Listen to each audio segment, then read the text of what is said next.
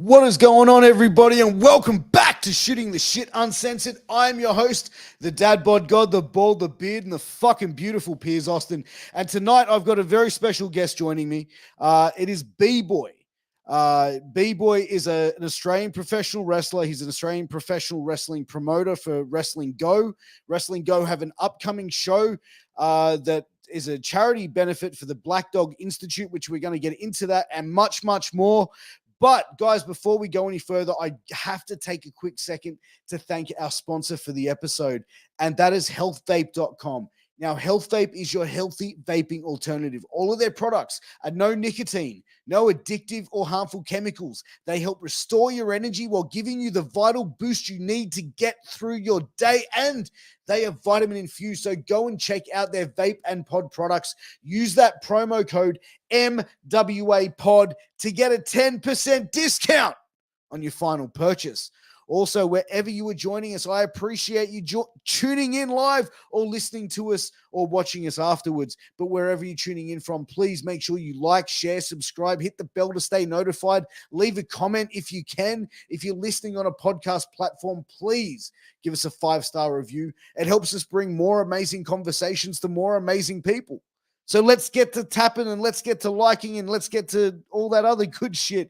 But let's get into my conversation with the one and only B-Boy.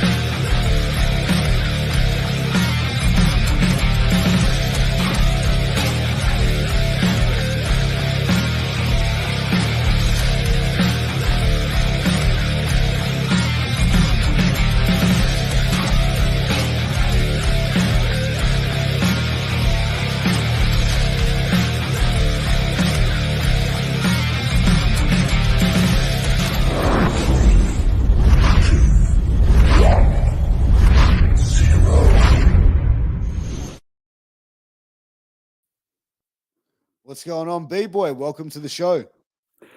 Thank you for having me. Can you hear me okay? I can hear you. Okay. Dude, as I said, thank you for coming on the show. It's a pleasure to have you here. I'm glad that you could be available for tonight. Thank you. Getting into it, Wrestling Go, we haven't really seen much of for the past couple years. You have a show coming up October 7th. Mm-hmm. Which all proceeds, well, I'm not sure all proceeds, but a majority of proceeds are going to the Black Dog Institute. Can you tell us a little bit about that? So about 3 weeks ago, I reached out to the original venue that I used to run shows at, pretty much technically on a whim. I wanted to. I've always wanted to raise money for mental health, as it's a big part of my life, my family's life, and so. Yeah, so 3 weeks ago, I reached out. Hey, what venue, what dates do you have available? And there weren't too many, unfortunately, as it was so close. But I wanted a show in October because October is Mental Health Australia Month. So unfortunately, I got a Friday, which isn't the best for most people, but that's okay. However, so I got the date. I've got 5 weeks to somehow put on a show with wrestlers. And yeah, so show after multiple months. It's really hard to not have a show and then pick right back up and, hope that there's going to be people there. Because once you stop, it's hard to get those people back. Once you stop, you have to rebuild. So we are now about 2.5 weeks away. So we're about halfway from when I actually secured the venue. So between locking in the venue to announcing the show, it was a 2-day process, so it wasn't long. Um, and the reason for this show is simply to raise funds for mental health research in Australia. And every single dollar that gets raised, whether it's through the canteen, my merchandise, the Wrestling Go merchandise, some of the guys have offered for the money that they get from their merchandise to go straight to the cause. So every single dollar, I'm not making any money off the show. I'm losing money running this show. And I'm okay with that, because what's more important is getting people's eyes and their heads around mental health in Australia. And it's not just going to be, there's going to be a few other things on the night. I'm going to dip into a little bit of it tonight, but a lot is going to be said on that night in regards to mental health. So it's going to be a touching show for the people that will be there, because mental health in wrestling and mental health in Australian wrestling doesn't get discussed. And that's what I want to bring a light to. Yeah. And, what is it about mental health specifically has you so passionate about this, where you want to like lose money on a show for this cause? um,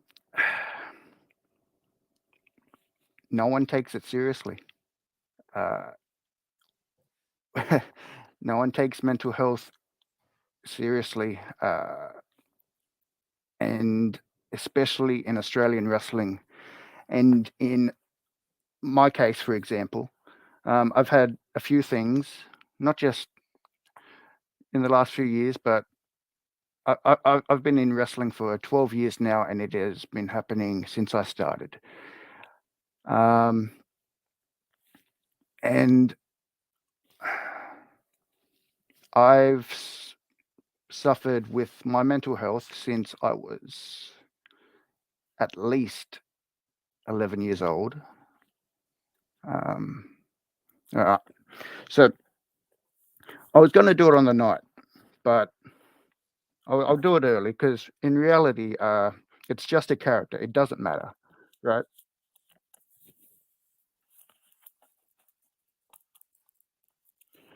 All right. So a lot of people know who I am, and that's okay. What I play is a character, um, but that's not me.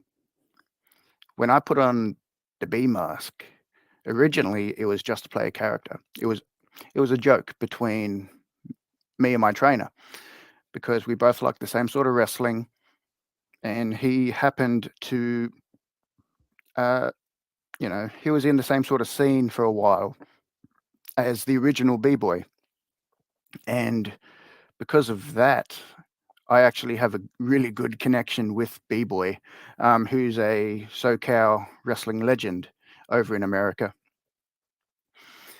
And I'm so sorry, I've lost You're my okay. train of Take your thought. time. Take your time. So I've been playing a character for 12 years, uh, and most people who have done shows with me know that I'm quiet. I don't talk very much. I don't talk very loudly. What I do is I listen, and then when I do speak, uh, it's either met with dead silence. It's it's met with dead silence because I don't say much or I don't post much. But when so it's either dead silence, or if I do, it's heavily criticized. And you know, it's okay to have a flux in there, an ebb and flow. Uh, but it's weird for me, because I'm used to having things flat line, like dead in the middle, boring. Because that's how I've had to have things. And a lot of people don't understand uh, why I am the way I am. And that's okay. But I'm hoping to be able to bring some light to mental health. Um, so when I was over in America for the first time in 2000 and wow, 2010. All right, so 2015, my very first session there with DJ Hyde, Drew Gulak, uh, Preacher was there. They're all like, why do you wrestle in a mask? And I told them the reason why, and they understood. Uh, they said I've got good facials, or because I can tell a story with my face, and not a lot of people can do that. But I wrestle in a mask because, number one, I look like a kid. Number two, for me, the big one is that's what I was given, and I also don't want to stop that. But the issue I've got with having two characters is the kids really like B-Boy, and B-Boy is it's a character that people want to come back for. I know that a lot of people in professional wrestling in Australia, unfortunately, because we're still coming out of a family, professional wrestling still very much a family orientated show event in Australia. And so the B is one of the more popular acts. You can take me anywhere in Australia and I'll leave no matter what I do as one of the people that that the fans will want to come back for. And that's me being as humble as I can, because I know that people want to charge X amount of money, you know, just so they can be booked, just to wrestle, and then not help out at all. But on my end, if I'm on the show, for example, I'm going to get into it later on, but my dad helps out at shows a lot. So pretty much, if you get me, you get him, and I help with the ring, and I'll help promote, and I'll wrestle. And on top of that, the crowd will want to come back for the most part. And whether that be because of me or someone else, I know that there are going to be new people in that crowd that will want to come back just for me. And that's the hard part about giving B-Boy up, because I'd be leaving money on the table for everyone else. But on the other side, so back in 2015 when I came back, so Savannah Summers was really into making wrestling gear at the time. So I reached out to her like almost immediately, and I was like, "Hey, uh, would you be able to make some tights for me?" And so as soon as I got back, I got these tights, and I started uh, slowly wrestling without the mask. It was very slow for the first 2 or 3 years, and that's okay. But then in Wrestling Go, when I was wrestling, I think it was in 2018, I was wrestling almost every show, once as B-Boy, once as myself. And I was a bad guy because, you know, you had lots of these new guys coming up, and so it was easy for me to put myself, because I'm running the show. I trust myself to be able to help these people. And so I did that. And then I got to the point where I wanted to tell a story, but it wasn't just telling a story, it was telling my story. Because at Wrestling Go, I didn't come up with a lot of the biggest moments in Wrestling Go didn't happen because of me. I said, sure, we'll do that. But the people who wanted those storylines or anything that you can think of that stuck out, it wasn't because of me. It was because of the wrestlers who wanted to do that stuff. Big Fudge is the number one person who he had. He had at least 5 or 6 storylines that he actually did in the 3 or 4 years that he was there, because he is one of the most creative people in Australian professional wrestling. I don't know how much creativity he has elsewhere. However, I know how much input he has had in the past at PWA, at Newcastle Pro Wrestling, at FWA, uh, and he has had some really good moments. And it just shows that professional wrestling isn't just about the wrestling, because Big Fudge he's not, a wrestler's wrestler. He's a moments wrestler, and that's why people, that's why they gravitate towards him. He's very much like myself. If he wanted to, he'd be able to take off the mask and he'd be able to wrestle around, you know, so many of the guys going right now. He's really good, Yeah. but he knows that he'll get more of a reaction, and there'll be more money on the table for him and for everyone else if he stays as Fudge. And as much as he may want to try something else or take off a mask,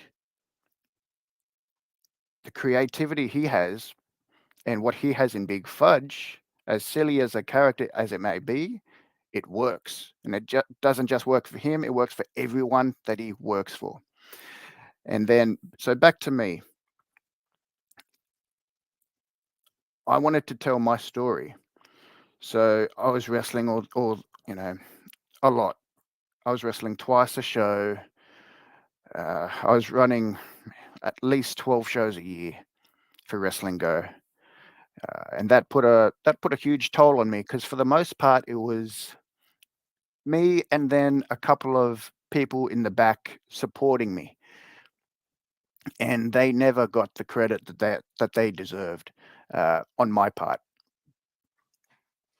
Uh, there's quite a few people, um, and so it came to 2019, and I cut a promo in the ring at the start of the show, or it may have been a pre-show. I don't know. And so what happened was, in 2018, I ended up with the second most wins or something. And so I didn't lose, because I'm like, well, it just didn't work out that way. And so my idea, this is the one idea I had. I call out anyone backstage, anyone in the audience. It really didn't matter who it was. It could have been, a pet snake. I brag or whatever about how I'm winning all the time, and I'm not getting any respect from the fans or whatever. I'm not being cheered for like all the others, like whatever. And then Jax Jordan comes in from the crowd, and he pins me 1, 2, 3. All right, cool. So what it was, bell rings and I lie down. I've still got my glasses on. I lie down. Match is over in 10 seconds. The match was nothing. What happened was that instantly turned the fans towards me, simply because I said that no matter how much I won, people didn't respect me, or they didn't like me, or they didn't cheer for me. I lose, and the end line was, Now that I've lost, maybe everyone will start to care for me. And from there, that led to a storyline with myself and Gat. And Gat has a lot of good ideas as well. And he was able to help me. And we ended up forming a tag team. And I feel like we were really good. We only teamed a few times, but we were really good. Um, at the start of 2020, I was sending out feelers to Mexico and Japan. Nothing panned out because of the pandemic, but Yeah. I could have got us there.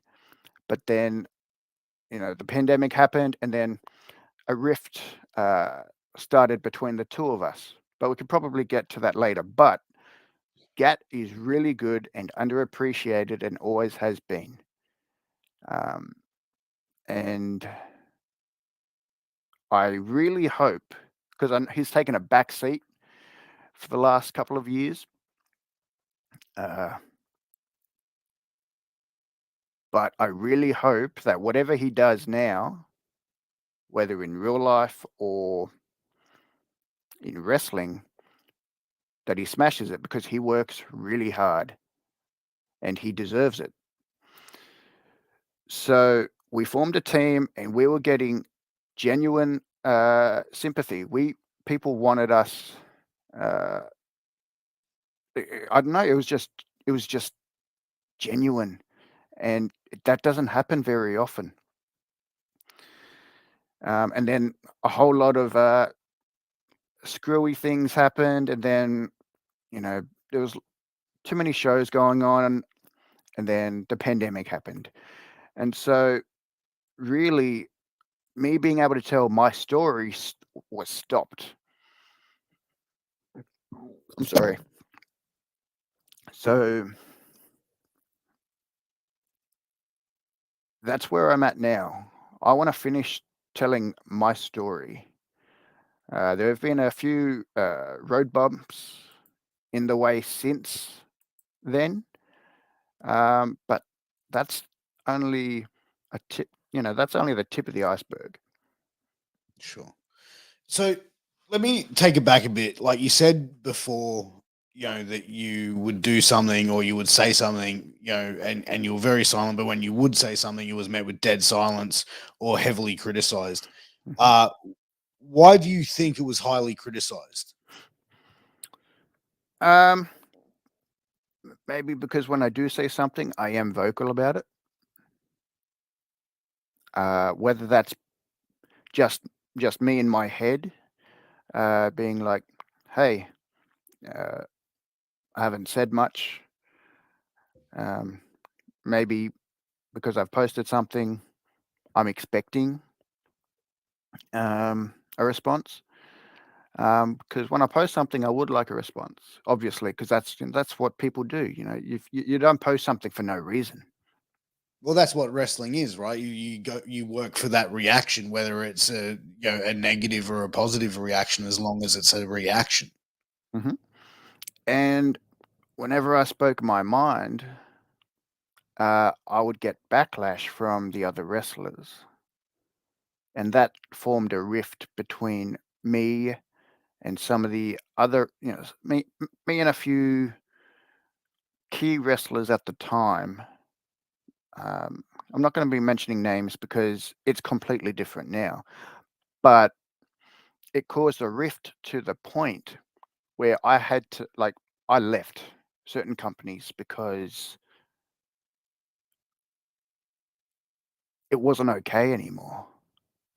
I had to speak up, and I did speak up, and I changed the foundation, at least for a little while. So, what were you speaking up about? Bullying, exclusion, racism. Uh, yeah, And and so, once you sort of started raising that, what were you like? What were you met with? Like, was there anyone who was like could see that and would it in agreement with you? Like what was actually happening that would make you think that it was like that you'd be getting bullied or excluded? Um, or yeah, or any was it blatant racism? Okay. All right. So racism wasn't towards me. Uh, Racism were towards wasn't just towards someone I was in a relationship with at the time, or my tag partner, or there were a few. There were a few other people. We actually named ourselves. Geez, what were we? We were the Job Squad 2.0. That's what we were. Um, because we were excluded from groups. We were excluded from, I don't know, certain videos. Like, I'm gonna get it. I'm all right. So I stay off social media for the most part. Instagram, I try to stay away from that. Facebook, I'm barely on. Twitter, I'm not on whatsoever. All my accounts on everything may still be there, but if you check, I rarely post. And if I do, it's because I'm in contact with a couple of people on that platform. That's pretty much it. So I raised a few things and I was sort of shut down. But then when I re raised them, I had this massive message back in 2016, pretty much after. So at this stage in 2016, I think I had already left two companies for multiple reasons. Uh, but they actually sort of coincide. Um, One person somewhere were they were jealous of how much money I made with merch sales because I was, selling all of these bee masks, right? And so they stopped booking me here and there, and that's okay because you need to make money. But I knew that I helped bring people to the show, both my friends and family, but also the kids. And then when your excuse not to book me is also, well, I need to sell my stuff. I'm like, I feel like that's kind of petty if you bring that up. But then another one. So there was a group. There was a Facebook group with a whole bunch of wrestlers for this one company, and I don't remember what it said, but it was something along the lines of, "Hey, pretty much everyone can sell merch apart from B-Boy." And I said, "Why?" And they said, "Oh, because you're making too much money." I'm like, "Do you think I'm asking to be making this much money?" Um, I'm lucky, but I'm not doing this thing for the money. I'm doing it, I'm doing it for the crowd, for the fans. Because what's most of us in Australia aren't going to be making thousands of dollars, look, even thousands of dollars a year. We're all losing money. Almost every single wrestler in Australian professional wrestling and promoters are losing money. But you said like, that it wasn't about the money. So when it Hmm. was said that, hey, like you can't sell merch, Yep. like was Yep. your reaction like, okay, I don't give a fuck or whatever? Yep. It was the premise. You can't sell masks. All right. Sure. Um, but this person and I had also had a storied past, but back and forth, ups and downs. And whether it's just how I took it, but I took it very badly to the point where I'm like, I'm done. I removed myself from that group. I haven't been booked since. Um, I'm still good with the owner. I almost got booked again before COVID, but then things just didn't pan out. They wanted to do a middleweight tournament or something, and I was a former champion or something. Yeah, it just didn't pan out. But if I'm disrespected just because of me making more money, that's really petty. And now people are charging $100, $200, $300, $500 just to wrestle in Australia. And I'm going to get a lot of heat, but almost no one in Australia brings that many eyes to a crowd in Australia. Hey, this person is on a show, $300, please. I'll be there. You're not going to make that $300 in return. And if you want to make a profit off that person, good luck, because that's not going to happen. And that's just So, one person. so then how come so many promotions are flourishing and seem to be so successful?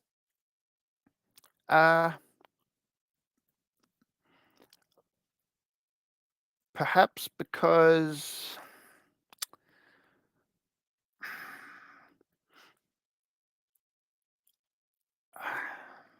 depends on what you think is successful. Because there are places that look successful, but the wrestlers make no money, which is fine because you want to grow. But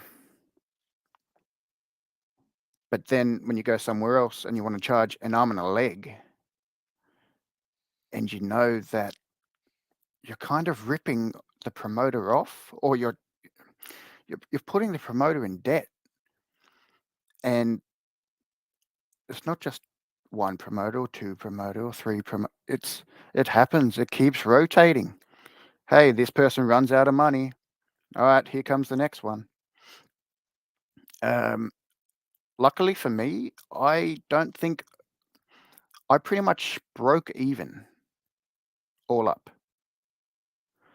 I was at a stage where, and I'll say it, I had to underpay a lot of people to get, people through the doors. And that's when we started growing, and that's when I lit a fire under people's butts, because there was an experiment. I was paying a measly, I won't say how much. I was paying X amount. It was pretty much the standard at the time in Sydney. And I'm like, hey, the crowds aren't doing well. Most of you aren't helping with the promotion, so that doesn't help either. And you're not helping me with the ring, whether you're setting it up, loading it onto the truck or anything. You're pretty much just showing up there to wrestle. And so I had to really think, hey, what could I do? I so the next show I ran 4 or 5 weeks later, I ran with people and I charged the same ticket price, and I, the match fee per person, it wasn't even half, which in reality it's still not much, because in Australian wrestling you don't get paid much. But let's say it was half. Let's say normal match pay is $10. It's not. It's more than that. Let's say it's $10. These people on this new show, $5. At this show, we were able to get, in 4 or 5 weeks' notice, 150 people. Because these people cared. It wasn't just another wrestling promotion. Um, it wasn't. Wasn't just another match. These people cared. They wanted to be on the show. They wanted to wrestle. And But it's when you one of the said more. like when you said these guys got underpaid, were they aware going into the deal that they were going to be what they were going to be getting? Yeah, yeah. Well, Um, if someone agrees to that rate, that then they've agreed to that rate, right? yeah. And it worked, right? And so almost all of the people on the main shows, the regular shows that I ran, they weren't on this show, and they were really hurt.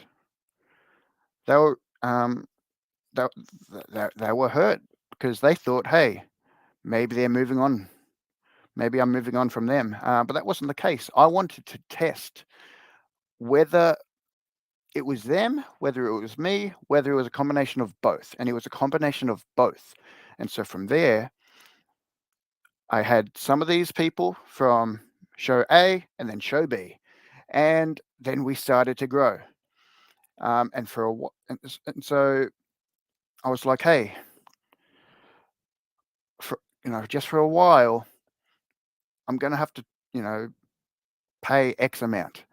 And then hopefully in the future, we're able to build up to a point where I can pay more. Um, and we ended up getting to that point. I was paying, yeah, it got to a point where I was paying people, what they wanted. And that made me happy. But now people are just making people are just ripping the promoters off. And it's upset me for years. Um, I it, I'm not going to name the promotion, but everyone in Sydney everyone in Sydney is going to know which promotion I'm talking about, and I'm going to get a lot of hate for it by the wrestlers. You've you know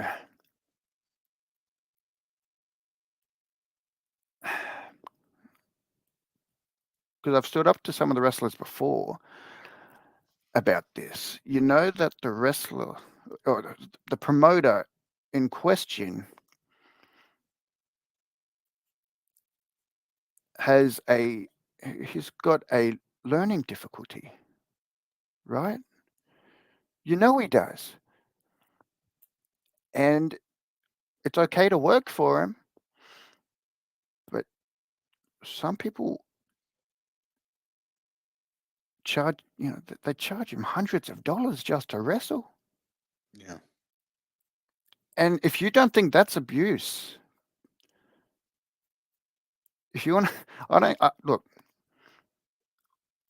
It doesn't matter how much you love something, but if it's going to send you broke, um, it's going to be really hard to do it because once you reach that point where you actually can't, um, you've got a big hole to dig. So you've got a big hole to climb out of, and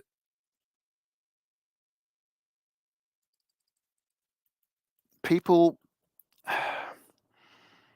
people are still doing it just for the payday, and that's okay because in America, that's what a lot of them do. But in Australia,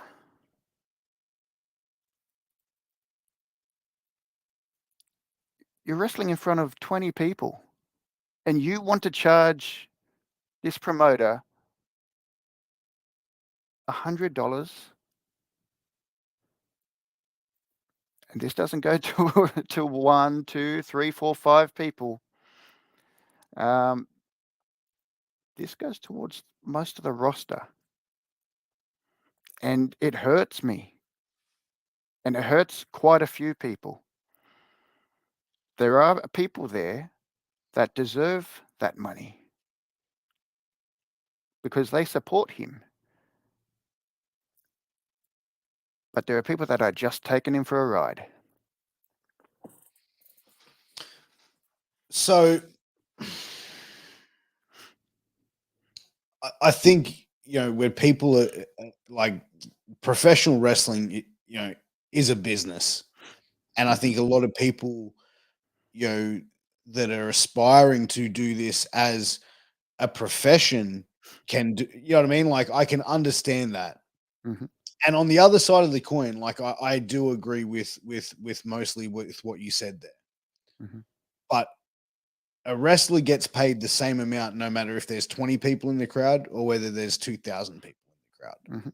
Yep. As the other side of the coin as well. Like I can sort of see your point as well, but I'm just sort of like playing devil's advocate, if you will. Yeah, of course. Which is fair. Um, I will add. Show Rogue in the chat says can agree, can't stand when people use promoters for their own gain, which which it can be visible, and you do see that, you know. And it it it hurts because the people who charge this amount, like that charge a lot of money, are the ones that don't take it seriously when they're at that show. They're there literally for fun. They'll make fun of it. They'll make fun of the promoter. And that's not okay.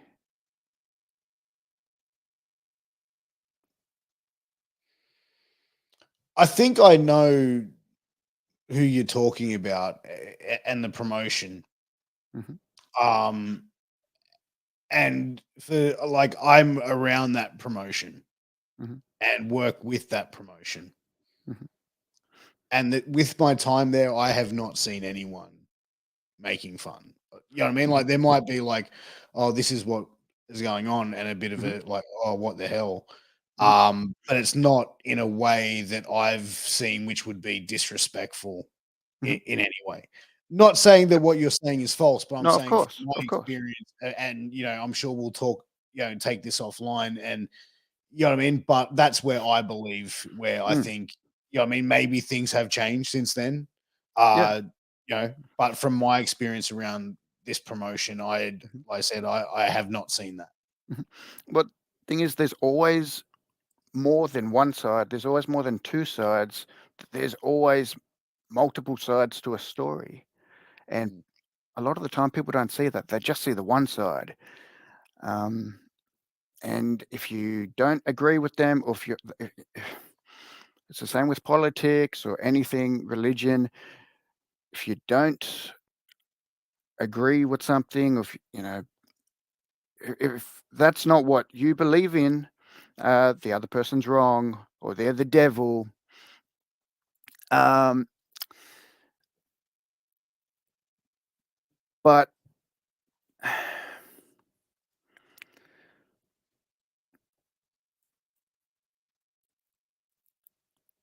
people can't separate a person from their beliefs or what they like or dislike. Um,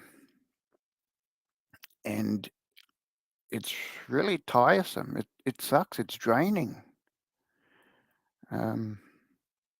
Because I can say I don't like the color green, and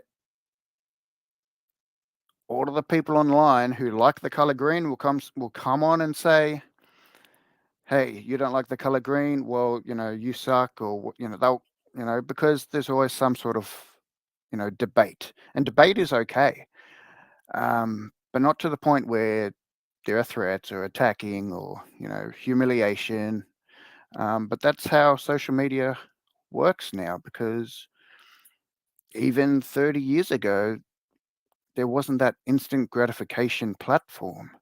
You had to go to your next door neighbor, and that was the next day. Um, new, news used to not be spread around for days, for weeks, for months, for years, for decades, because they had to happen via a ship, via an airplane, via a car. We've got instant gratification now. And that's And the we, thing with social media. It's like, the greatest thing about social media is you have everything and anything at your fingertips.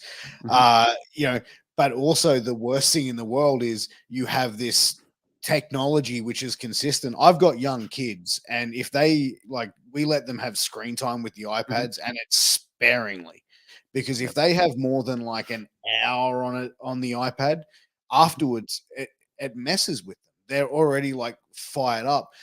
They're too young for social media to understand that as well. But I think that you put like with social media, there's a lot of people that can easily go in there and create fake accounts just to go and torment and do damage. mhm. And we know what's on the internet. There are so many dangerous things on the internet, obviously, um, and yet we go on the internet. Um, we, you know, do we have to go on the internet? Tech, we don't have to, but it is good to stay in contact with friends and family. Apart from that,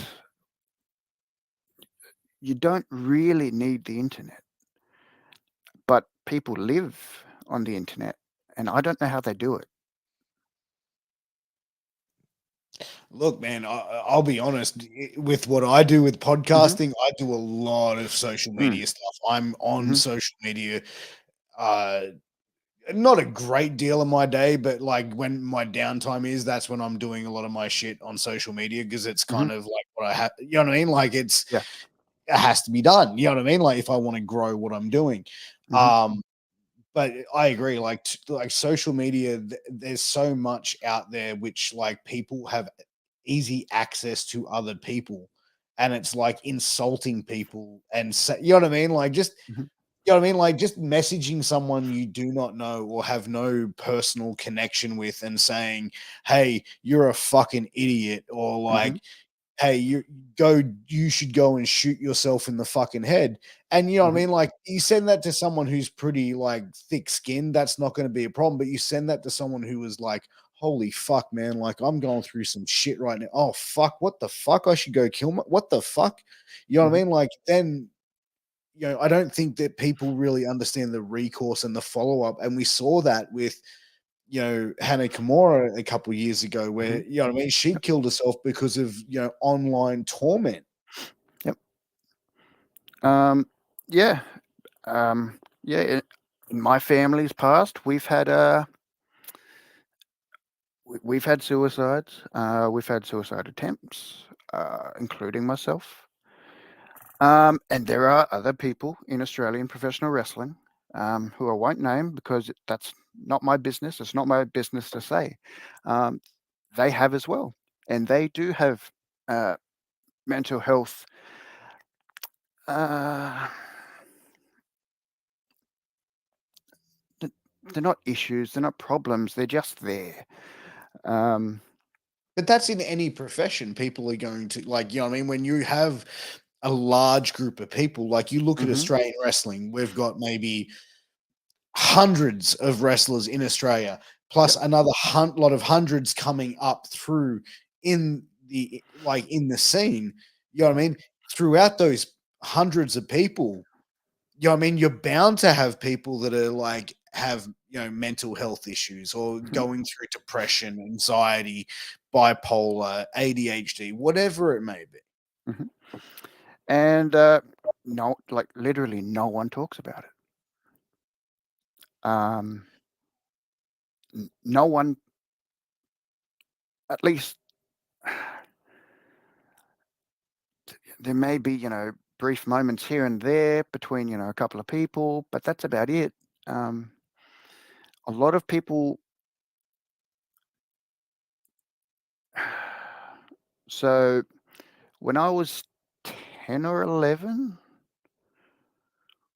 I was diagnosed with social anxiety, which is pretty young to be diagnosed with anxiety. And then at age 16, I think, 16, I don't know, I was diagnosed with depression, clinical depression. And then at age 17, I was diagnosed with bipolar, and this is this runs through the entire of my mum's side of the family, and maybe this is why I'm actually quite boring, um, because it really only clicked about a week ago, I think. Um, so I'm boring, right? I I eat the same foods every day, every night. Um, I do the same things all the time.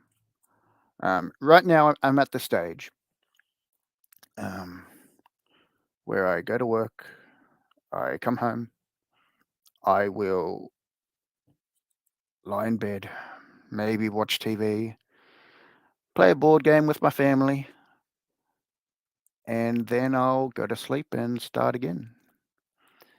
And some of that's because of anxiety. A lot of it's because of anxiety. Because trying new stuff, it's pretty hard. Uh, even trying or even doing something I enjoy doing, like going to the gym, it's hard. I haven't been in 6 months. Um, it's good when you go, um, but then when you stop, like, it's hard to get that motivation back because for me, uh, bipolar, people think that bipolar is, ups and downs. Um, but unfortunately, um, it's a lot harder. It's a lot harder than that. With bipolar, you have to find a middle line. Uh, you have to have medication strong enough to keep you on a functioning level so you're not too high and you're not too low.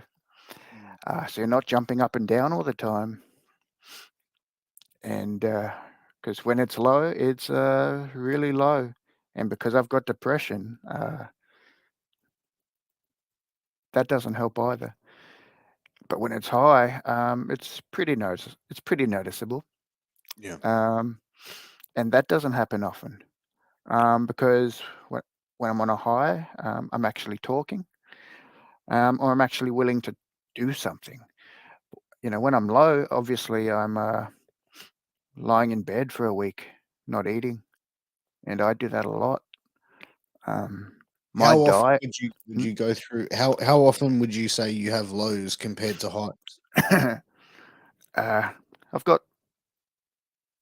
I don't have a lot of highs, that's for sure. Yeah.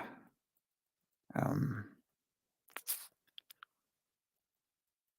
uh, Highs happen maybe when I'm doing good at a board game. Sometimes, uh, maybe maybe I have a wrestling match and you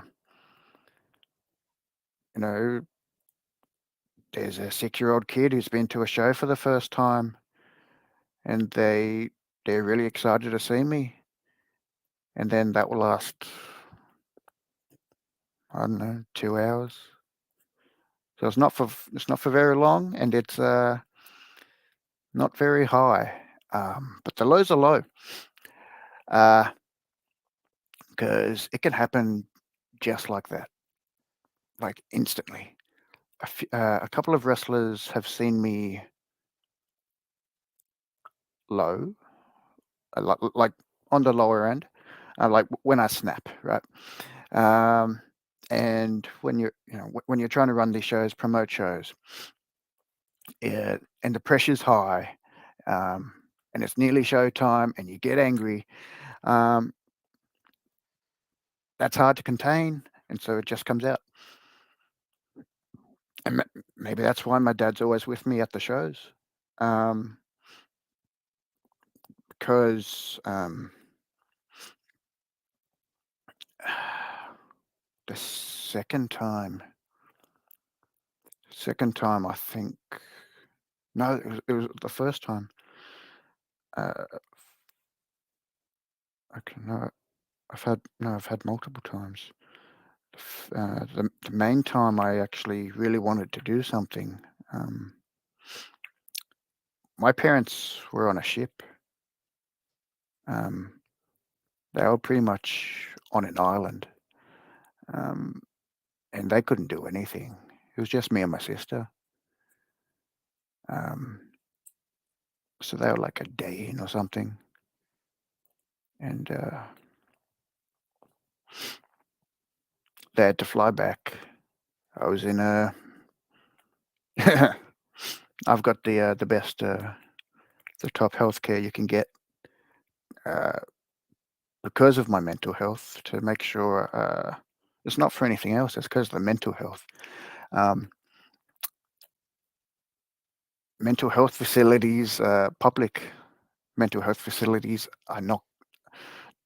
I'm not going to say that they're bad, but they're not obviously what they could be. They're scary. um, they're really scary. Um, and so I was, as fast as possible. It took a day or two, but moved to a private mental hospital, and I was there for 4 weeks the first time. Um, and then,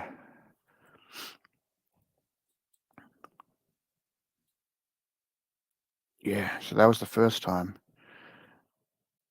Um,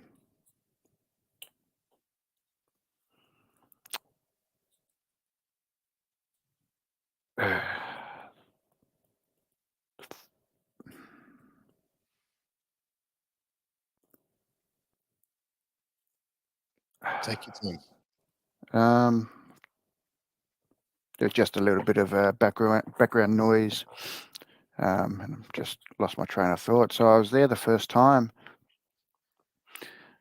I didn't go outside for 2 weeks. Jeez. I didn't have sunlight for 2 weeks. And when I went outside, um, yeah, I was really anxious and scared and shaking, because we were allowed, uh, a couple of hours, to go out sometimes, and it was about time. It was about 2 weeks in, so we went to a restaurant nearby. I was out for about an hour, came back, and then I think it was a week later. Um, Jackson Spade and Suplex Wrestling, they had a show, um, and it was for uh, suicide prevention or something. I don't remember which foundation it was for. It was, something to do with the Black Ribbon, um, and I wasn't on social media. That's right. I was still organizing wrestling shows technically, because I had, this time, the first stay was in between me wrestling Ultimo Dragon. Here's my favorite professional wrestler of all time. So it was in between wrestling him, and then I had Dalton Castle coming out, um, and that was special to me because, he had friends. We had mutual friends, and we had met before, and it was all really cool. Um, but then I had to organize it from a hospital bed. um, so I had to have my mum reach out to all of the wrestlers and all the other, the staff or whatever, um, and pretty much organize the show, make sure everything was okay, and no one knew that I was in hospital. Um, yeah. What Um, was the main thing that made you go, okay, like I need to go into a mental hospital, and like did you go in there like, yourself saying, like, were you willingly going in there, or was it something that was like, no, you have to go in? it wasn't my choice. Um, it wasn't my choice. Uh, had the police, had the ambulance. Um, yeah, it was serious. Um, yeah, and and then with my sister being here and my parents not being here, and my sister gets she's she gets quite scared of me when I get angry because not many people see it, but I get angry a lot. Um, the latest biggest one was from a few months ago. I did a tour with All Star Wrestling, and there was something that happened, just an incident, and I blew up. And then straight away, I was like, man, all these people just saw, what I've got in me. And I'm pretty embarrassed of when people come to my house, simply for the fact that there's a lot of holes, um, a lot of repairs, a lot of holes on the repairs, indoors, uh, in walls. Uh, I've had a door for a couple of years now, and it's not even a door. It doesn't have a handle. It's got sticky tape on it because we knew, hey, we know you're going to break this door, so we're not even going to bother getting one with a door handle on it. Um, and this one's doing me pretty well with the sticky tape because you can't really slam it. Um, so that's pretty good. Um, so I had to go to the hospital 3 weeks. Um, first 2 weeks, it was just me going through the motions, not doing anything. Because there you have to go through a routine. Mhm. Um, you have to eat, and I don't eat. Most of my diet, my food is water. Because eating's like a chore for me. I won't vomit anything up, but I can go a week without eating. Not even hard. Um, but you have to eat. You have to wake up at a certain time. You have to go to the classes. Um, and the first 2 weeks, yeah, I was always a good kid at school. Um, I didn't miss any classes. Um, I didn't miss any classes. Had good grades, pretty good grades.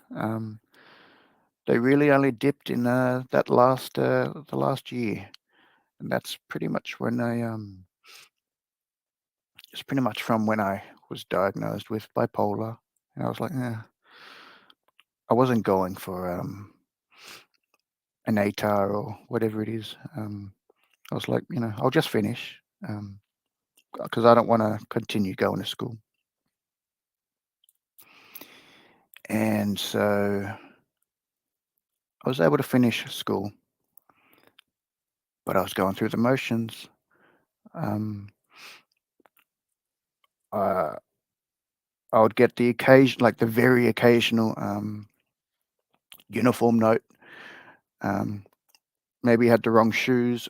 Um, because literally a dog's eaten my shoes before, or I didn't want to do sport one day, or I knew that they were going to do basketball or something. I'm like, I don't want to do that. But really, it's nothing serious. The only thing serious that has ever actually happened to me at school um, was a fight. Um, I was in year 10, pretty much for about 6 months or so. Uh, there was this there was this boy. He liked the girl I was seeing or whatever, making fun of me, making fun of her. I've been made fun of my entire life, since I can remember in preschool. Um, and got to the point where he wanted to fight for some reason, and I said, "Whatever." And so he threw a punch, and so I don't really throw stuff. Actually, I throw stuff around the house a lot, but I don't throw strikes because I know that if I do, it won't end very well for the other person. Um, so I tackled him to the ground, and it was apparently the worst fight in at least 10 years at that school. And not, I didn't do anything. All I did was tackle him. Literally, I think there was about 1,000 people at the school. There was, I've got a video with everyone running to the field. I've got a photo with, you know, everyone around. It, they literally had to pull me off, pull me off of him. There was at least 5 teachers. There were maybe 3. There was minimum 300 people in that in the vicinity, in the circle, um, that were in almost direct contact. Because when I get angry, I do get angry, and that's the other side of bipolar. You're either flat, which is most of the time. You're high. Um, for me, it's rare. I'm low a lot of the time, um, but I do get angry, and when I get angry, I also then go down, and that doesn't help me either. Um, That's quite common with bipolar though, is like having these anger like bursts and then afterwards just having like this really really negative low because you have this sense of like regret, remorse, mhm. um stuff like that, correct? Yep, and the thing is, it happens within seconds, out of nowhere. I'll be happy. Um, you know, someone can come knocking on, on the door right now, and I can tell you right now, I will lose it. Um, for the simple fact that I've told my family, "Hey, can you be on the other side of the house? Um, I need quiet because I know that I'll get upset. I know I'll get angry, but and then a second later, I'll be like, boom, I feel awful. Um, and then when things just keep piling on, like if I do want to talk about the speaking out thing because that's important. Um, but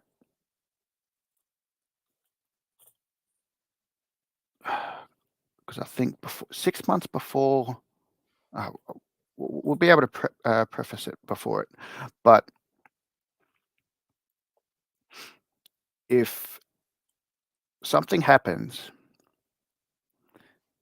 and I regret it immediately, like within a turn of a second, and then people online will get upset, or people, even in your vicinity, just pile on you, keep going, they're angry, and you're like, I know, I'm sorry, blah blah blah, and they'll just keep going for days, weeks, months, years.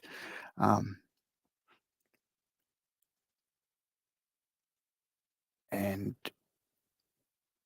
that hurts, that sucks, because for me, it happens all the time. For this, for the person who it just happened to be on, may just be a one-off occurrence. Won't happen very often. But with me, it happens all the time, and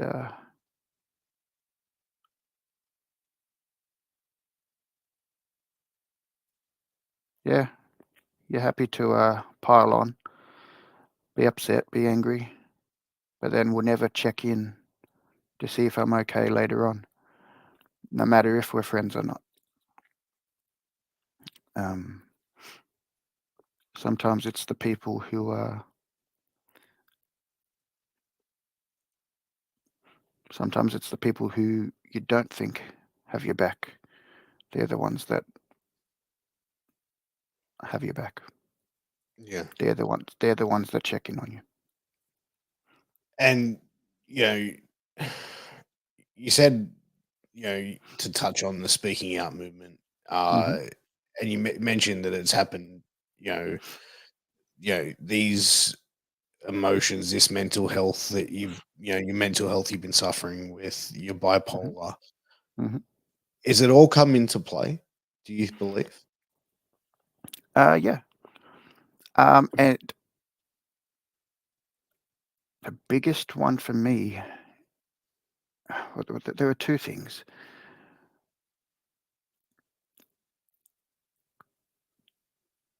The things that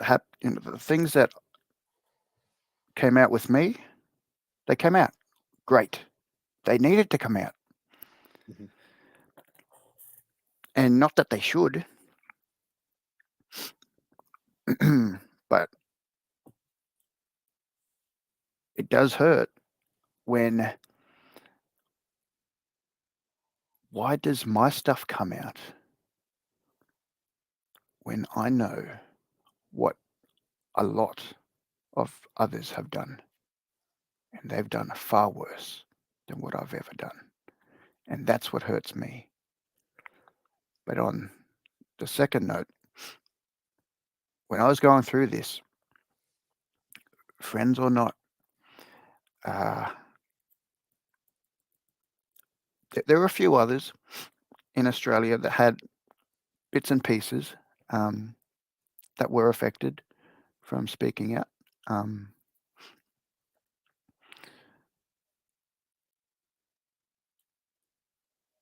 but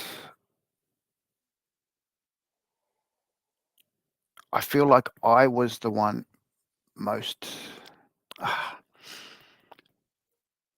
that sounds selfish to say, but I feel like I was the one that was most on show.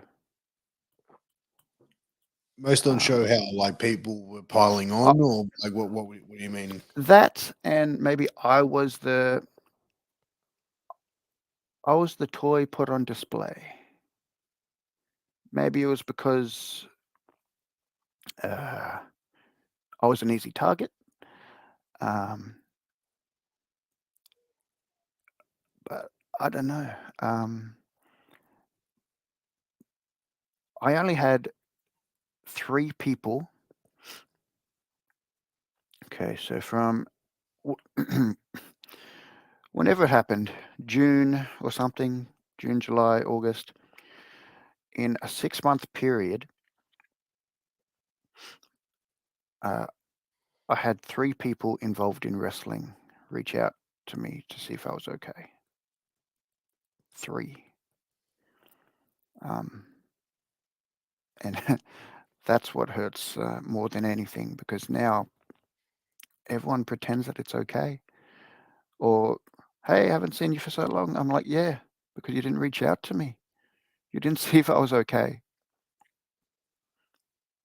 And for the most part, I'm still not okay, because I had these friends.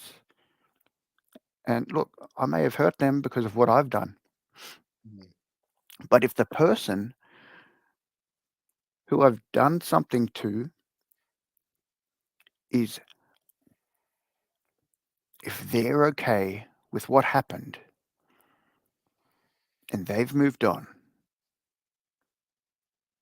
and they've accepted what happened, how come they were able to move on and others weren't?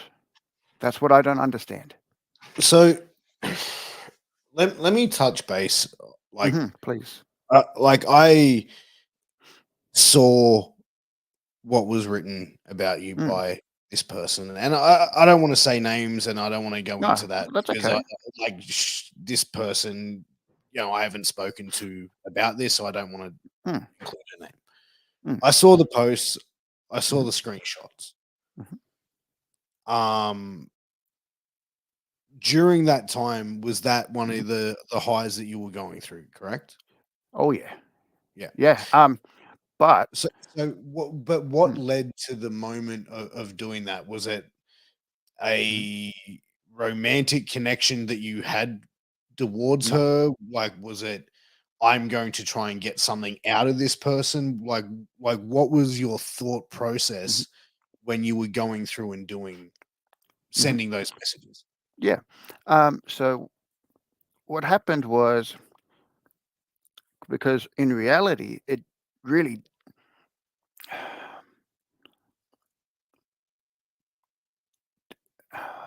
unless you're literally this close to the person, me and this person were really good friends, um, and things still turn sour, and that's okay, because that's how life works, and that's how these sort of things can affect friendships, relationships, families, anything. Um, and it didn't just happen once. That's the thing, and that's what's weird to me. Um, so with one message, I and I'm it's going to sound like I'm defending myself, but number one, I am, but number two, it was inappropriate because of what I was, the wording I was using to. Um, uh, so I pretty much said, "Hey, man, I haven't looked at the messages for so long." We don't need to we don't need to go into too much detail, but like Yeah. it was, it is what it is. But like, what was the thought, Mm, behind it? Like, what was yeah. Oh. your reasoning for doing it? Like, were you just like fucking like just going like I'm fucking around here, or was it like I want to try and hook up here? Like, Mhm. where was your thought going Mhm. into typing those messages? Okay, so my thought process, um, I've never actually wanted to be with this person, as shallow as that sounds, because in reality, that could ruin someone's life. That could ruin her life, her mental state, um, and that's serious. You mean But hooking up with you with your no, mental um, state, you mean, or no, like with the stuff that I said, um, right? and then me saying it, and me saying now that I wasn't interested in her in that way, um, doesn't make it. I feel like that kind of makes it worse, because I wasn't interested. So I But if do you weren't I remember. but if you weren't interested, why would you put it out there? Mhm. So, uh, everyone online, everyone speaks differently. Everyone reads things differently. You can put out something one way and then it gets read a different way. Um, you know, I put out one statement, it could be read three different ways by three different people. Um, However, that's not how it came across. Um, I said, hey, um, blah, blah, blah. Um, we should do this. And it was inappropriate. And then, like, but to me, it was a joke. But in reality, especially like everything now shouldn't be taken, something should be taken with a grain of salt. But you can't really be joking about things anymore. But I Uh, kind of felt like when I was reading the messages, it was like, you know what I mean? Like she's going like, I don't know what you're talking about, and you're like, you know what I mean? Like, mm-hmm, you know what I mean? Like, what you did, was it a crime? No. Was it creepy mm-hmm, and off putting? yeah, Yeah. Like, I'm not trying to offend you mm-hmm, here, but like, yeah, it was right, and you're agreeing with yeah, that. mm-hmm, Um, by not saying like, to be honest, like I think that you kind of were hoping something would happen there, because like it just doesn't make sense why you would put something out there, and like mm-hmm, even the like reading the conversation of mm-hmm, you like going, oh, blah blah blah, and then when she sort mm-hmm, of reacted negatively, that's yep, when the sort of you going, hey, I'm just kidding here. So mm-hmm, reading it, I agree with what you said. It's like you read something and you read it mm-hmm, your own way, and I'm sure yep, 100 different people could read what was written and read it differently to what I read it as. But yeah, of that's course. how it came across to me, and Mm-hmm. I'm not trying to be rude or Oh disrespectful. no, no, and that's how most people took it, and that's okay because people are allowed to take things their own way. When you're being told, "Hey, this is how you're supposed to read it," um, that just takes away your right. Um, and n- no matter what the intention was, um, it shouldn't have been said. Yeah, Um, to me, it was a joke, but online and reading it, I'm like, how is that a joke? It's not. yeah. Um, and thing is, you learn from these stupid mistakes, and people act like they've never made a mistake in their life, whether it's a big mistake, a small mistake. Because I've made a few mistakes, and I don't even think that's my biggest mistake. I've made worse mistakes, I think and that I've I agree. I think everyone has made mistakes. Everyone has, you know, offended or upset or hurt someone in some degree. Mhm, But I think in this case, if it wasn't just you as B boy, you know, mhm, the wrestler, but mhm, as, you know, B boy the promoter, that mhm. probably is where it becomes like that creepier level. You know what I mean? Like the creepy Yeah, level comes in, because it's exactly. like in the shoot world, like Mhm. if in a shoot job, if you're managing someone and you're having that sort of text conversation, that's Yep, like yep, fucking like, we will sack the fuck out of you. Goodbye. yep, Get the fuck out. Do not pass go. Do not collect $200 type of fucking dismissal with most companies. exactly, and that's okay because that's what should happen. Yeah.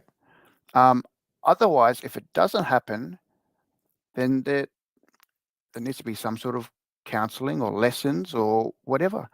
Um, and I've been through that, and it's not like, hey, that's fixed, because I'm working on it every day, and I'm in my head every day. Um, I have to, double, triple, quadruple check every single thing I say, because now I know that you know there are some people who are, looking at my stuff under a microscope, just trying to catch me out next. And there are people who that's what they live for, and Yeah. I don't understand that, um, because It's almost like the enjoyment of seeing someone's demise or Mhm, downfall, which yeah, you know what I mean. Like some people like are just fucking pricks. You know what I mean? Like yeah, that's what it comes down to. And in the same sense, other people are pricks as well. And that's where they go, you know what? This guy's a fucking dick. I don't like him. I don't want to see him mhm, succeed. yeah, Um, um, to wish that negativity on someone, man, that's fucking exhausting. mhm. But you know, besides this speaking out Mhm. accusation, was there other performers that you were messaging and trying to have this joke with? Or was there was it just was this a once off, or was this you had done this multiple times, but this is the one that sort of caught you out? I'm genuinely trying to think through all my years, because now I'm not like some people are going to think of me using my bipolar as I don't know, as a scapegoat. But a lot of stuff I've said over the years, I don't remember. Um, but I don't think so. And if so, talk to me, bring it up. So, like, like I don't know, because so I think 6 months. I think it was like one promotion did an International Women's Day video thing, and they were all the women were speaking about stuff, and this person said, "Hey, this has happened," and not all of it was relevant to me. It was relevant to a few people. Um, and then, as soon as the video came out, I said, "Hey, thank you. This needed to be said," knowing it was about me, and we were cool. Blah blah blah. And then speaking out came, and then the stuff came out, and it's good that it came out because it needed to come out, whether it be my stuff or anyone else's stuff. Unfortunately, stuff has to come out, um, for you to grow and for the community to grow. You have to go through the yucky parts to get to the nicer parts, because otherwise you're just going to stay in the shady, grey old areas. And a lot of people still are living that way. Um, and I don't think people understand how lonely and how hard it is when you're accused of things. It's okay. Look, the stuff came out good,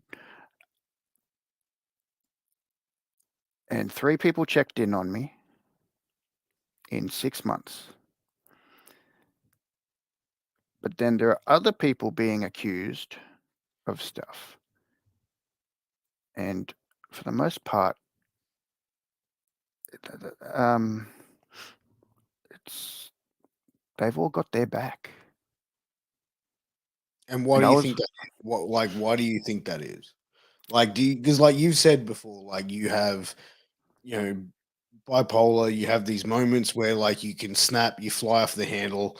Do you Mhm. think that like locker rooms that you'd been in had seen you fly off the handle multiple times and just had lost? Do you think it was like they'd lost respect for you because of what they'd seen, or was it like something else that you believe that it made you feel like you were treated a certain way? um, I think I've only flown off the handle once, twice, maybe three times. Um, so not many people have seen it. Um, like sometimes it would be me getting backstage, ripping my mask off, throwing it at the wall and leaving.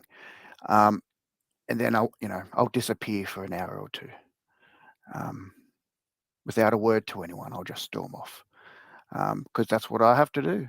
Um, because then if it's just me and whoever, um, I know that there's not going to be a good result. Um, and so, yeah, that's my coping mechanism, to either run away or go to sleep. Um, that's my coping mechanism. Everyone else has their own, but yeah, I was alone, um, while other people had a lot of people in their corner, and it was frustrating. It really was frustrating, um, because if something happens, if something comes out, does that mean you should cut off all communication? Like, are you automatically not a friend anymore? Um, I mean, from what we saw with speaking out, like everyone, for a mhm, majority of people, were pretty much ostracized. yep. Um, and basically just kicked out. And then I think as well, like while during that time, we're in the middle of a pandemic. Mhm, Um, you know what I mean? So I think it's like that spawned it even more because a lot of people like around the world were in this negative space. And mhm, then, like, okay, so what do people do? They're locked in at home, social media, bang, bang, mhm, bang, and then it's yep. like it blows up even more. Mhm, But I feel like with what happened with speaking out, like, yes, we have seen a lot of people leave, but we're seeing people sort of coming back. Do you think that, like, obviously depending on the situation that someone was like called out for, mhm. spoken out on, do you feel like certain people that were named in the speaking out movement can make a return to professional wrestling, and do you think that they should be welcomed back into professional wrestling? Um, Now, I'm not just saying this because I have, but yes, because is there no such thing as a second chance? Can you not learn from your mistakes? And if the answer is no, well, then I want out. Then this is garbage. Because if you can't learn from your mistakes, if you're not allowed in anything in the world because you've made one mistake, two mistakes, if you can't learn,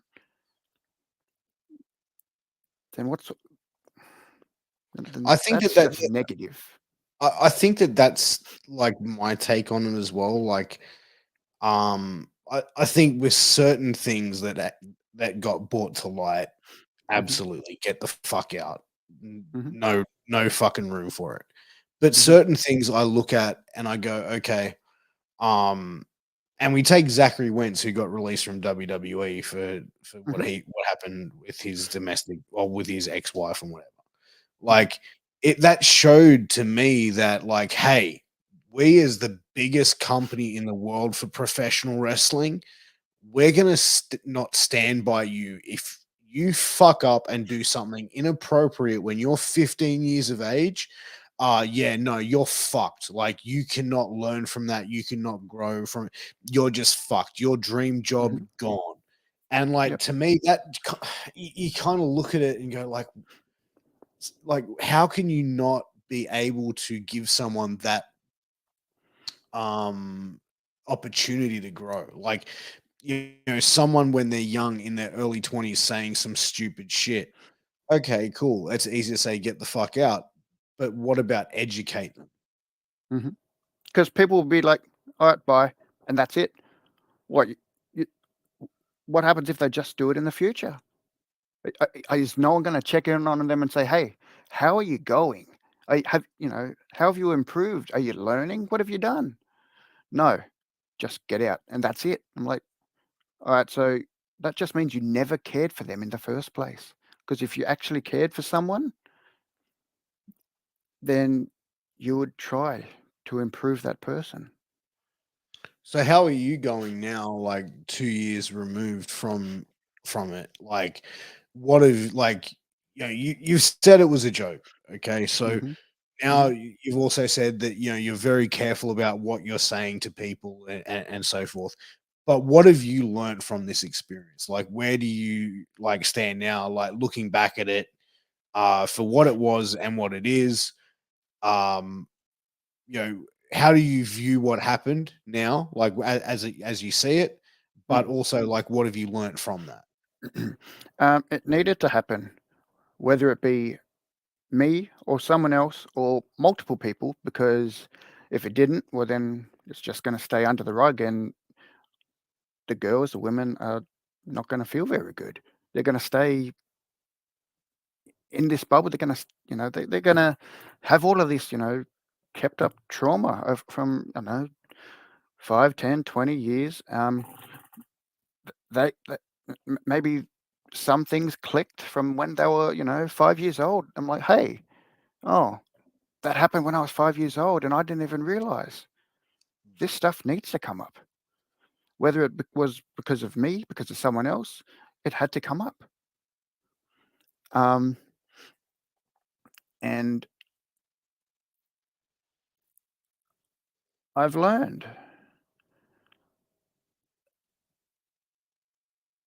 but I also hope that people learn about the bullying and the cyberbullying and the anonymous cyberbullying, because Australian wrestling doesn't need that.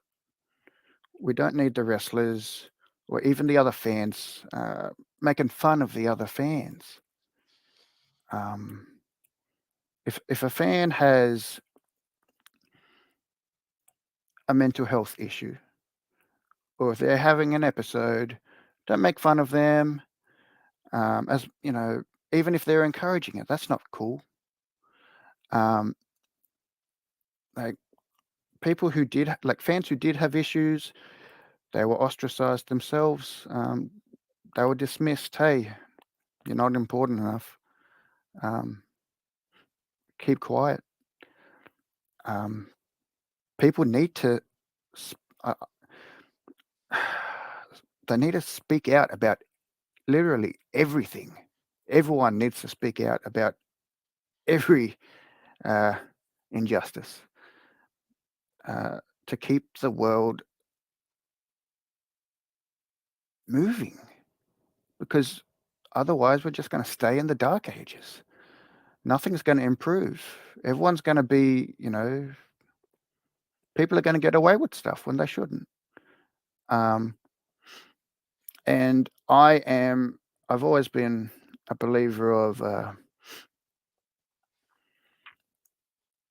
there's no such thing as a bad person, um, because everyone's got their own beliefs. You can Oh, but be well, I mean that's subjective, really, because it's like exactly, what you think is a good person, I could think is a fucking terrible person. yeah, You know what I mean? And same with the next. yep. And like, obviously, some of the biggest things with jail and stuff. Oh, this is illegal, this is legal. But for some people, they're like, that shouldn't be illegal. But then that's the real fine line that you're crossing. Everything else, it's pretty much, hey, we don't like this, so we're going to make fun of you for it, or I don't know, because I've been anonymously bullied online um, when I was overseas um, in America for 3 months. Um, and then I was supposed to go to Europe for a few months. And yeah, it got to a point where I had to come back home early. I didn't even get to go to Europe because people in Australian wrestling were harassing me. I still don't know who they were. And Do you have a they could be, suspicion on who you think they were? I think I know one, but it could be anyone. and it sucks because could even be my best friend. We don't know. But these things don't just happen to me. It happens to quite a few people, um, and it really affects your mental health because I left thousands of dollars um, and wrestling opportunities. But what's a wrestling opportunity, right? But pretty much what happened was I came home and I was in bed for 6 months. I didn't work for 6 months. That's the toll this had on me. So, and then coincidentally, this, Josh Gatt, he ended up getting me a job, and I'm still working at this job to this day, almost 5 years now. Um, he got me out of that dark space um, where I was in bed for 6 months. I was running shows and stuff, cool, but in that time period as well, uh, this is when Phoenix and Pentagon Junior um, didn't come to the advertised show because there was an earthquake, and that's fine. But that really took a big hit on me, not financially wise. Money doesn't matter, um, but knowing that I don't know, just that wrestling didn't really matter um, to a lot of the fans in Australia because we were still building. Had to cancel thousands and thousands of tickets. Um, so like dollars, thousands and thousands of dollars worth of tickets, and had to do that by hand, and that took like 2 days. Um, and then there weren't many people left because they only wanted to see the internationals, and it's hard because for there's still a lot of people that just come to shows for the special talent, but we're getting to a point, and there are a few companies getting to a point where they don't have to rely on uh, fly-ins anymore, which is exciting because you had to bring in an international uh, just to get some sort of decent crowd. Now we don't have to. Um, but I was in a deep hole for 6 months, and that stemmed off, the anonymous bullying. They didn't bully me as well. They were bullying another friend or two of mine who had nothing to do with wrestling either, um, and that pretty much ruined their life as well. But what were So what were these like online bullies saying? Like, what was it that affected you so deeply? um, it was just a lot of personal comments um, to me and to the other two people. Um, Pretty much saying, how are you friends with this person? Blah blah blah. I'm like, and I didn't understand. I still don't understand. But yeah, so from there, I haven't really cared to go overseas again. I have once or twice. Um, I've had the opportunity to wrestle in Japan, but yeah, I've had the opportunity to, wrestle all over America and Canada. Like, yeah, have had the opportunity to go wrestle in um, Mexico. I was supposed to, but then the pandemic happened. Um, I can go back now, but I'm like, I don't really care. And that's pretty much stemmed from this bullying 5 years ago. But Um, why not block that, like block them on social media? because I blocked the people Yeah, like block the like burner accounts or whoever's like sending you this shit. because it's not hard to make another account. They had about at least 20 accounts. That's a lot of accounts to just to That's fuck with that's stuff. Like, that's what I mean. That's what I mean. that's a lot of effort to go just to fuck with someone. Yep, yep. Do you And think is that behavior still happening like now in 2022 though? not to me, but they are to other people, um, which sucks. And yeah, because people, I don't know, they just have too much time on their hands, and they like seeing people suffer. I guess seeing anyone suffer sucks. Even if you don't like the person, it sucks seeing someone in pain. Could you go to the police with this and say, "Hey, I'm being harassed like online virtually?" Like what I have. Unfortunately, it didn't work. Um, yeah, unfortunately, it didn't work. what did the police say?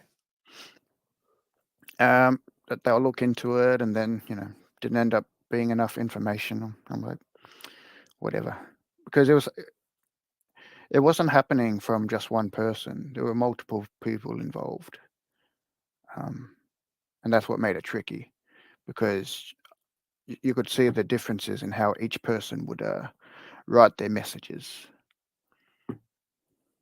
Yeah. No, 100%. You can definitely see a difference when people start writing sort of stuff like that. But dude, I think like we've been going for an hour and 40 minutes. I think we need to do a part two and follow up here because I think Mhm. that we've really tapped into a lot.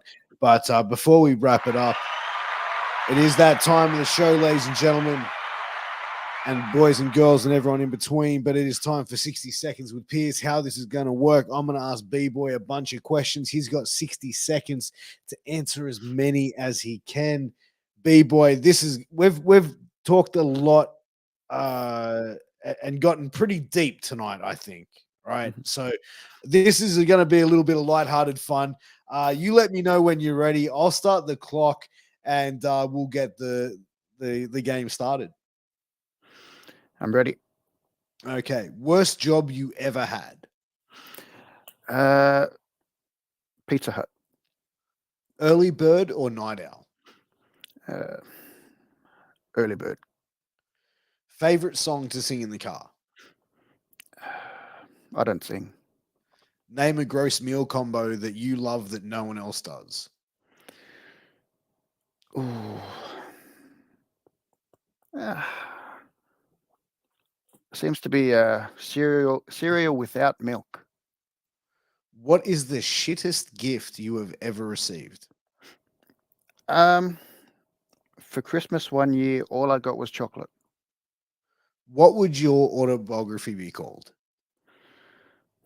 Be curious, not judgmental. If you came with a warning label, what would it say?